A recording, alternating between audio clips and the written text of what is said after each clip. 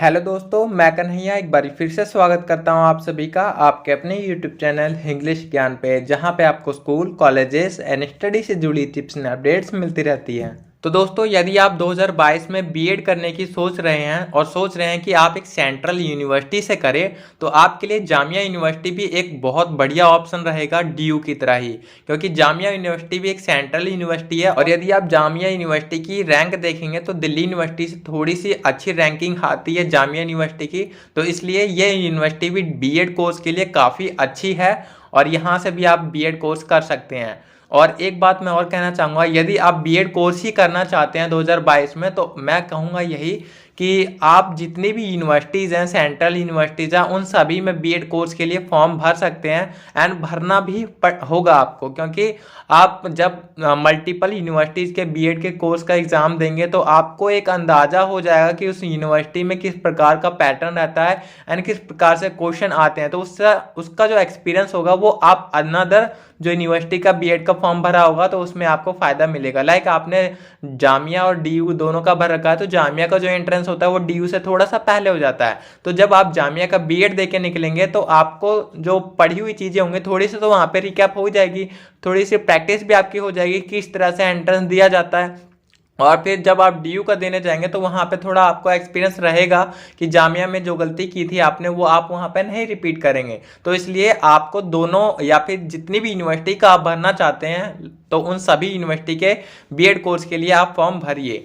आज की वीडियो में हम बात करेंगे कि अगर जामिया यूनिवर्सिटी से आप बीएड करने जा रहे हैं तो उसका जो सिलेबस होता है वो क्या रहता है, क्योंकि देखिए जामिया और डीयू दोनों ही एकदम अपोजिट डायरेक्शन में इनका एंट्रेंस होता है। लाइक अगर जामिया में बात करें तो जामिया का जो एंट्रेंस एग्जाम होता है बीएड कोर्स के लिए उसमें टोटल 170 क्वेश्चन आते हैं, जबकि जो डीयू का एंट्रेंस होता है उसमें आपके 100 क्वेश्चन ही रहते हैं। जामिया में बात करें तो प्रत्येक क्वेश्चन के लिए आपको 1 मार्क्स मिलता है, जबकि डीयू में आपको प्रत्येक क्वेश्चन के लिए 4 मार्क्स मिलते हैं। और जामिया में ऑफलाइन एग्जाम होता है बीएड कोर्स का, जबकि डीयू का ऑनलाइन होता है। तो इस तरह से बहुत ज़्यादा अंतर हो जाता है जामिया का बीएड एग्जाम और डीयू का बीएड एग्जाम। तो इसलिए जामिया के बीएड एग्जाम को अगर आप देने जा रहे हैं या फिर देने की सोच रहे हैं 2022 में, तो इसलिए इसका सिलेबस आपको जानना काफ़ी इम्पॉर्टेंट होगा। तो आज की वीडियो में हम इसके सिलेबस की ही बात करेंगे कि इसका पूरा सिलेबस क्या होता है, कहाँ कहाँ से कैसे कैसे क्वेश्चन आते हैं और लास्ट ईयर किस प्रकार के क्वेश्चन आए थे उसका भी कंपैरिजन करते हुए मैं आपको बताऊंगा कि किस तरह से इसका जो सिलेबस रहने वाला है इस साल और कैसे आपको इसके लिए प्रिपेयर करना है। तो चलिए वीडियो को शुरू करते हैं। और इससे पहले अगर आप चैनल पर नए हैं तो चैनल को सब्सक्राइब करके हमारे साथ जुड़ जाइए, क्योंकि यहाँ पे आपको दिल्ली यूनिवर्सिटी से आने वाली प्रत्येक इन्फॉर्मेशन और अपडेट्स देखने को मिलती रहती है। तो चलिए शुरू करते हैं। तो जैसा कि अभी आप देख पा रहे होंगे कि ये जो अभी आपके सामने मैंने ओपन किया है ये है जामिया जो बीएड एंट्रेंस होता है उसका पूरा सिलेबस, कि इसमें कितने क्वेश्चन होते हैं, क्या क्या चीज़ें जामिया के बीएड एंट्रेंस में होती है। तो यहाँ पे आपको देखने को मिलेगा जो फर्स्ट इसका सेक्शन है पार्ट 1, उसमें आपका लिखा है ऑब्जेक्टिव मल्टीपल चॉइस क्वेश्चन आपके होते हैं 170 मार्क्स के, और जिसमें से नेगेटिव मार्किंग भी होती है आपके, और जो टेस्ट का ड्यूरेशन होता है, टाइमिंग होती है वो आपकी 180, यानी कि आपको 3 घंटे दिए जाते हैं 170 क्वेश्चन के लिए। और जो यहाँ पे नेगेटिव मार्किंग होती है वो 1/4 ही होती है। लाइक अगर आपका 1 नंबर मिल रहा है तो उसमें से 0.25 की आपकी मार्किंग होती है नेगेटिव। तो इसलिए अगर आप यहाँ पे एग्ज़ाम दे रहे हैं तो सेम ही रहता है डीयू का, और जो इसका है नेगेटिव मार्किंग का प्रोसेस तो सेम ही है। यहाँ पे आपको 1 मार्क्स में से 0.25 कट जाता है, वहाँ पे 4 मार्क्स में से 1 मार्क्स कट जाता है। तो यहाँ पे आप नीचे जब जाएंगे तो यहाँ पे देखिए टोटल क्वेश्चन 170 और कहाँ कहाँ से कितना सिलेबस रहता है, आपको क्या क्या चीज़ें पढ़नी चाहिए। तो देखिए ए सेक्शन जनरल इंटेलिजेंस होता है, यानी कि 30 मार्क्स का आपका जनरल इंटेलिजेंस क्वेश्चन आते हैं। टीचिंग एप्टीट्यूड के 30 क्वेश्चन होते हैं। करंट अफेयर 30 क्वेश्चन होते हैं। और ये जो 3 पोर्शन है ना आपके general intelligence, teaching aptitude, current affair, ये काफ़ी बड़ा रोल प्ले करते हैं, क्योंकि आप देखेंगे इनका पोर्शन काफ़ी बड़ा है। 90 क्वेश्चन तो आपके इन्हीं 3 जगह से आ जाते हैं। तो अगर आप 3 ये चीज़ कवर कर लेते हैं तो ऑलमोस्ट आपका जो जामिया बीएड का एग्ज़ाम होगा आपके लिए बहुत इजी हो जाता है।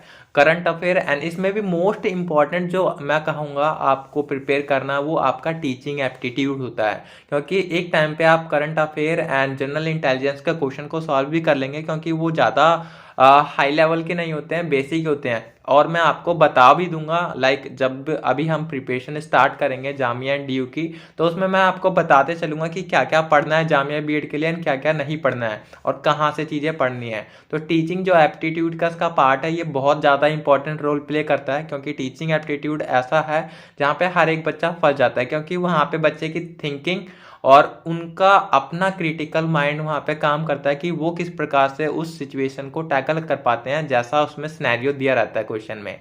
तो इसलिए टीचिंग एप्टीट्यूड वहाँ पे आपका लूज और एक तरह से इंक्रीज कर सकता है मार्क्स को। तो ये आपके 3 पोर्शन हो जाते हैं। उसके बाद 20-20 मार्क्स के आपके general science, social science, general numerical and language. इसके साथ आपका ये हो जाता है कंप्लीट पूरा जामिया का 170 मार्क्स का। और इसमें जो जनरल साइंस है, जनरल साइंस जनरल की ही तरह रहती है, लाइक आपके अब अगर आपने NCERT पढ़ी है टिल 10th क्लास तक और अच्छे से आपको अगर NCERT के सारे फैक्ट्स पता है, तो आप जनरल साइंस के भी सारे क्वेश्चन ऑलमोस्ट कर ही देंगे।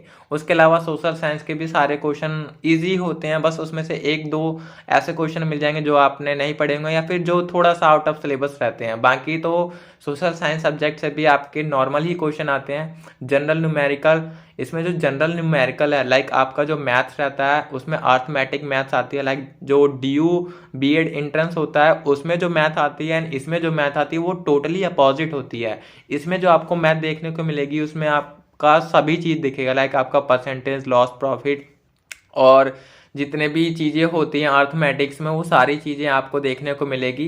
तो अर्थमेटिक का आपको सारा पोर्शन कवर करना पड़ेगा। हाँ, बट यहाँ पे जो लेवल होगा उस अर्थमेटिक के क्वेश्चन आंसर का वो थोड़ा सा लो होगा, क्योंकि ये जो BEd एंट्रेंस है ये कोई हाई लेवल का कंपटीशन एग्जाम नहीं है। तो इसलिए यहाँ पे जो चीज़ें होंगी अर्थमेटिक से जो क्वेश्चन होंगे वो थोड़ा नॉर्मल रहते हैं, आप उसे आसानी से कर पाएंगे। क्योंकि अगर आपने अच्छे से थोड़ा सा मेहनत कर लिया आपके उस अर्थमेटिक वाले पोर्शन पे, लाइक लॉस एंड प्रॉफिट बहुत इजी आता है, अगर आपने थोड़ा सा ही पढ़ा होगा ना तो आप आराम से उसको टैकल कर पाएंगे।